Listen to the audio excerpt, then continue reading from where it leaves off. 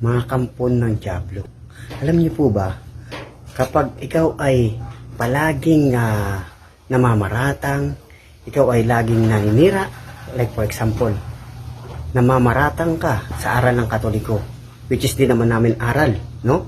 Sa Katoliko na kung saan sinasabi mo, Diyos-Diyosan yan yung mga santo, yan ay malinaw na ikaw ay nagpapakampon sa dyablo. Ito po yung mga bagay na sinisira nyo yung totoong nag-iisang iglesia ng Diyos, yung Iglesia Katolika Apostolika Romana. Pag yan ay lagi yung pinaparatangan, kayo ay kampon ng dyablo, malinaw. Ano pa? Kapag sinasabi nyo na bawal mag-rosary, malinaw na kayo ay kampon ng dyablo.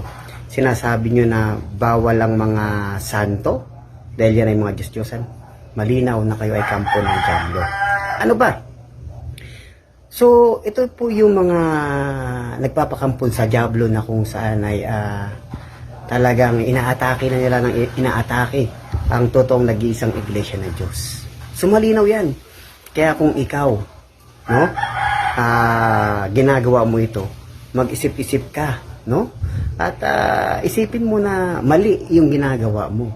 Sabi nga, no, ng Diyos, dapat meron tayong malinis na puso, no? Sa Mateo 5:8, sabi nga doon sa 1:17 na kung saan tayo ay magmahalan. Ngayon, kung ikaw ay patuloy ka na namamaratang sa aral ng totoong nag-iisang iglesia ng Diyos, sa tingin mo ba meron ka malinis na puso?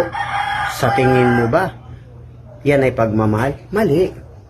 Susundin po natin ang kalooban ng Diyos na kung saan kailangan tayo ay merong malinis na puso, meron po tayong pagmamahal sa isa't isa. Amen? Susundin po natin ang kalooban ng Diyos. So kaya kung ikaw ay patuloy na mamaratang sa aral ng totoong nag-iisang iglesia ng Diyos, Iglesia Katolika Apostolika Romana, mag-isip-isip ka, mali ang ginagawa mo.